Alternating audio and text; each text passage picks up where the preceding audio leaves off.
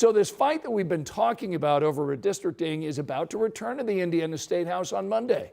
Typically, we only redraw congressional maps every 10 years, which is after a census. But all of that changed this summer when redistricting became part of a national conversation. Our State House reporter Emily Longnecker breaks down the timeline of the past 4 months and how we got to this point.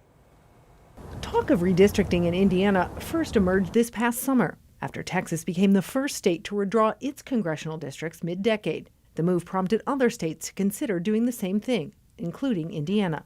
All of it amidst a national-level effort led by the president, hoping to ensure that Republicans retained a majority in the House in the 2026 midterms. Outreach efforts in Indiana to support redistricting included 2 visits here from Vice President J.D. Vance with Indiana Republicans in August and October, with some lawmakers also visiting D.C. in late August to meet with the administration on several topics, including redistricting. That led to some lawmakers who'd previously said they were against redrawing Indiana's maps to change their minds in favor of it. Others said they were at least more open to the idea.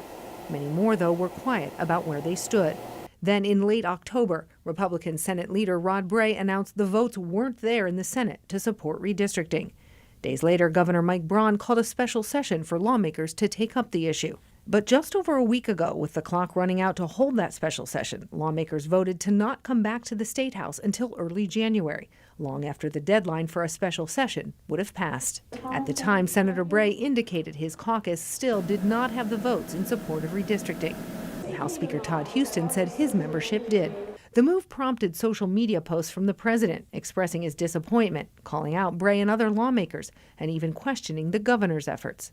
What followed was a week of several lawmakers reporting being swatted and threatened, including Governor Braun. Then earlier this week, both Houston and Bray announced they would take up the redistricting issue after all during the first 2 weeks of December, moving up the regular legislative session by a month. So far, a redistricting bill has not been filed, with the House set to convene on Monday.